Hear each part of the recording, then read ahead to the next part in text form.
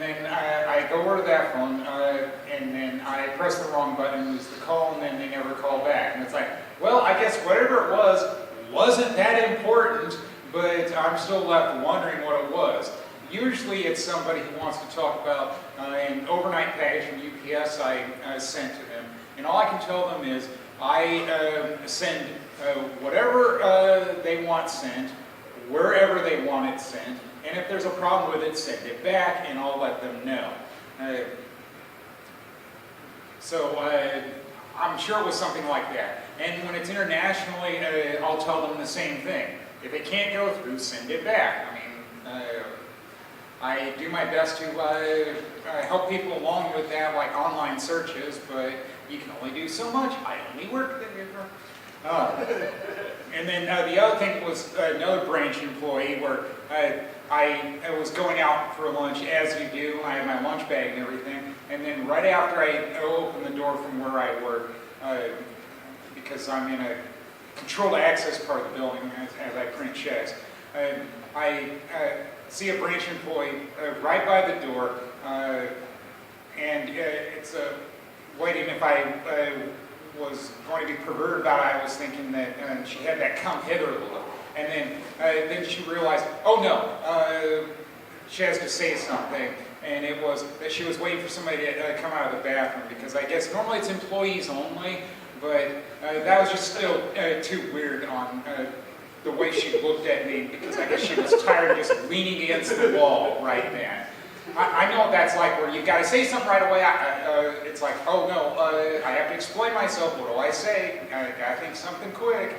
And I said, well, you didn't ring the doorbell. I figured you wanted me. And it's like, no, I guess not. Okay, we'll just act like this didn't happen at all.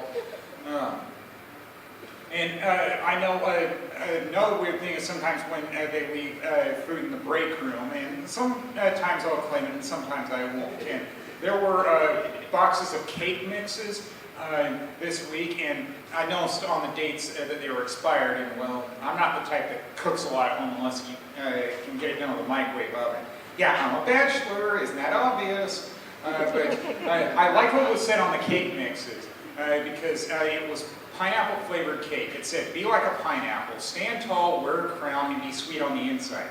Yeah, that works for me.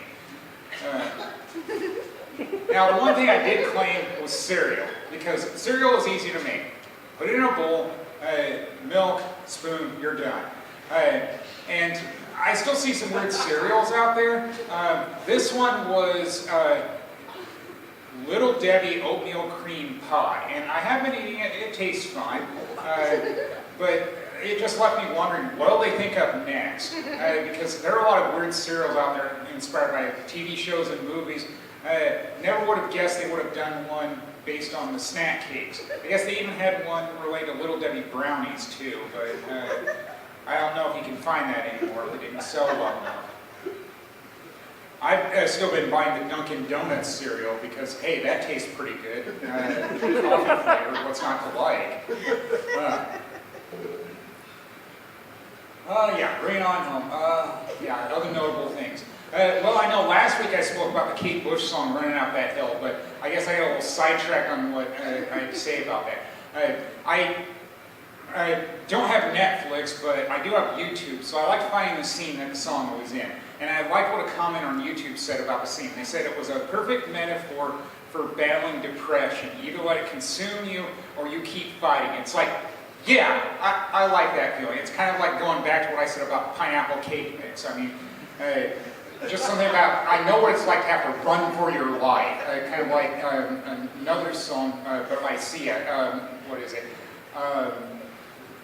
Walk through fire to save my life. Yeah, that's basically what Max had to do in that scene. But sometimes you gotta do that. I wish I was making that up too.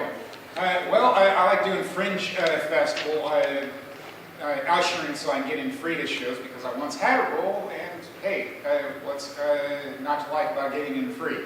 And with ushering, it's like, well, I have to ask, well, this year they're coming back, but it's still pandemic, and it's like, what do I do if I have to look at COVID cards? And they said, well, as for disgruntled patrons, it's like, oh, I love that word. I can't believe you pulled that one out. You really impressed me with that.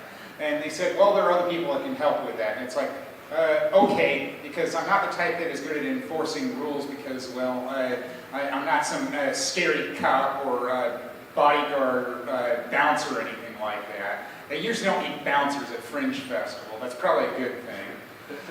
Well, that'll do it for me. Thank you, Golden Great.